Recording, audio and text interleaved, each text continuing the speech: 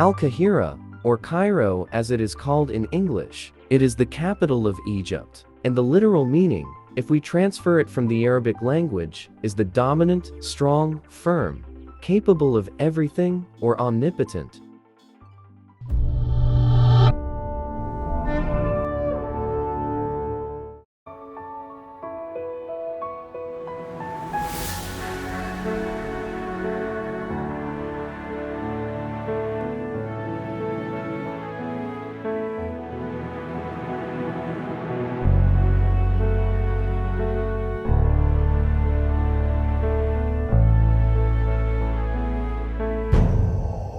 Cairo gained its status and influence on various civilizations, thanks to its strategic location, which the people of Egypt chose for it since the dawn of civilization.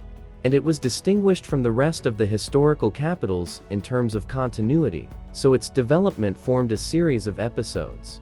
It began with the city of On in the pre-dynastic era, which served as the religious capital after the unification of the country and the beginning of the dynastic era at the hands of King Mena.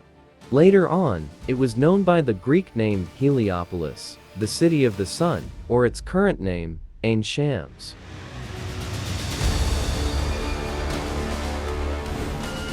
The city of Babylon was established by Ramesses II, and took its name from the Babylonian captives who revolted against him. So he built the castle in which he arrested them, and then gave the name to the entire city.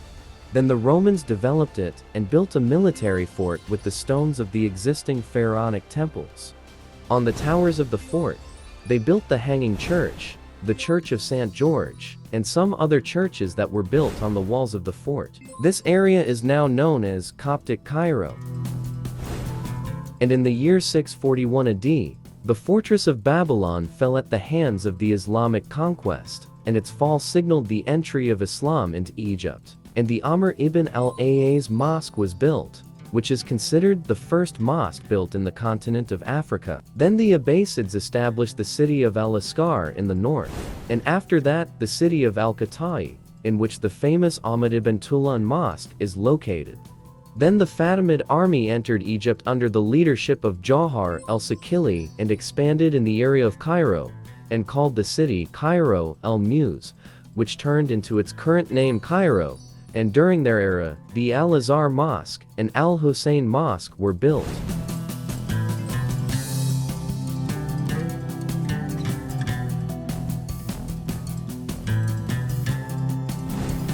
In the era of the Ayyubid state, Salah al-Din al-Ayyubi annexed all the old suburbs and built walls around Cairo, and he built the walls of Magra el-Ayoun and his famous citadel, from which he made a center for ruling Egypt, which lasted for hundreds of years. Cairo lived a golden age during the rule of the Mamluks, a state that emerged from the womb of the Ayyubid state and established itself on its ruins after the death of Saladin. Despite the tyranny, bloody conflicts and corruption that took place against it, the Mamluk state was a building and construction state. The most important and largest architectural facilities dating back to the Islamic era in Egypt date back to that era. Among the facilities of this era is the Sultan Hassan Mosque, which is described as the jewel of Islamic architecture in the East, and next to Al-Rafai Mosque. Khan al-Khalili is a symbol of the architecture of the Mamluk markets, as the Khan is 600 years old, and it is considered one of the oldest markets in the Middle East, and it still maintains its ancient architecture since the Mamluk era. The Egyptian government is now developing that area, which includes the city of Fustat, and turning it into an open museum soon, and we will explain to you the details of it later.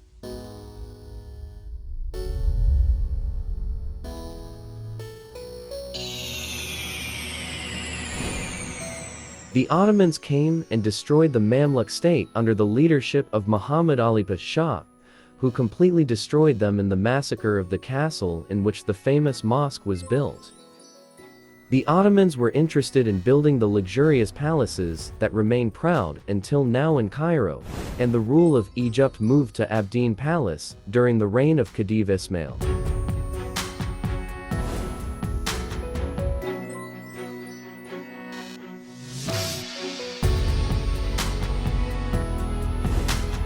During their occupation of Egypt, the British established new neighborhoods such as Heliopolis, Garden City, Zamalek, and Mahdi, and built the railway system in Egypt. The Baron Impane Palace was built in 1911.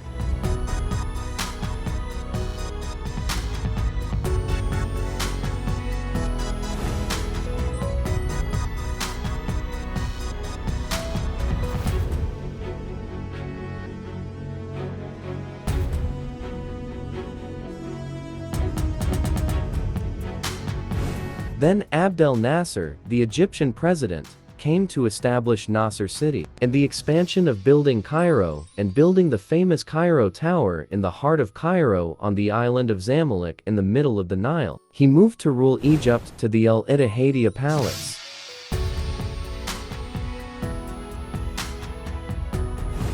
The area of Cairo is increasing in the modern era to include the cities of Giza, Helwan, and Shubra al-Khaimah to become Greater Cairo.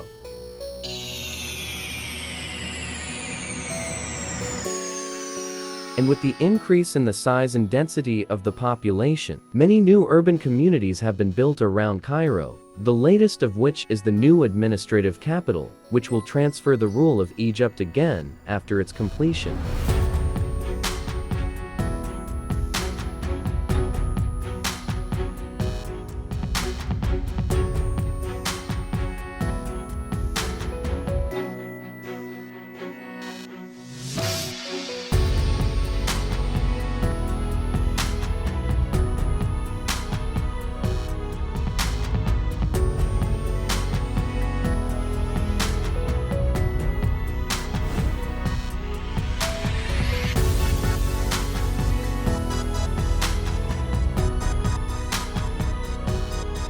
Of course, the Egyptians did not stop dazzling the world in modern architecture while preserving the ancient heritage of Egypt. They did not stop building mosques, the most famous of which are Al-Fatah, Al-Alam Mosque, and Masr Mosque, which are located in the new administrative capital.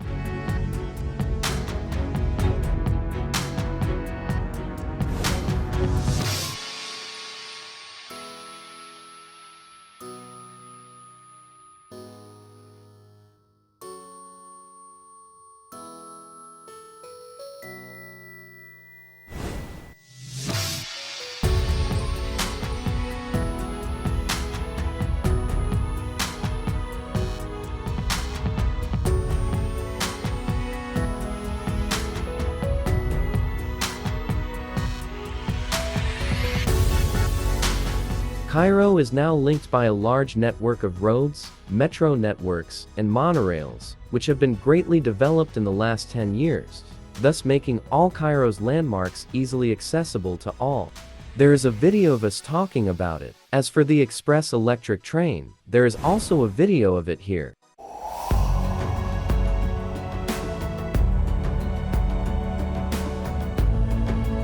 Egypt has been the gift of the Nile from ancient times until now, and of course, Cairo is also the gift of the Nile. Around it are the most important historical areas, hotels, and government institutions. The most prominent of them is the Egyptian Museum in Tahrir Square. It is enough for you only to take a car tour or by foot in the areas of central Cairo to feel the heritage and nobility in its streets. The Nile River tour remained a major activity for all visitors to Cairo.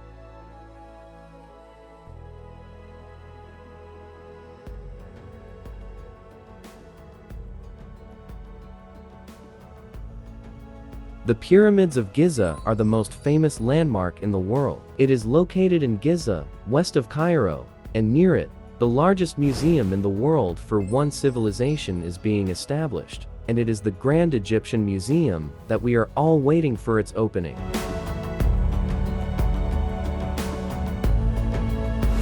I know very well that the pyramids area has many bad memories with many tourists, because of the chaos and street vendors who exploit some tourists financially. That there is a complete development taking place in the pyramids area, including the entry and movement system, even the toilets, and you will see a lot of radical change there when you visit again. I know that a few Egyptians offend us, but the Egyptian people are kind, generous, tolerant, and hospitable, and you will love them very much. Naturally, like any country in the world, people differ in their nature, customs, and traditions. You must know the customs of each country before visiting it, and it is preferable to accompany one of the citizens of Egypt while you are touring in it. Like me, for example, I welcome any invitation to accompany visitors from the channel's followers. The many landmarks of Cairo are not enough to explain them in one video or even 10 videos. Cairo has developed a lot from before, and it has a lot worth visiting because it is the most culturally and civilized city. For more information about ticket prices and opening times for tourist attractions, you will find it on the official Ministry of Tourism website. After searching a lot in the sites, I found this comprehensive site in which you can find all the tourist attractions of Egypt, not just Cairo. You will find all the details, even the available toilets and their locations. I will leave you the link in the description box. The Egyptian government is trying hard to develop tourism in a different way. Those of you who have not come in 10 years are invited to visit now. Egypt is not like before. As for the opening of the Grand Egyptian Museum, it has not been officially announced. Like you, I'm eagerly awaiting its opening, and you can learn a lot about it in this video.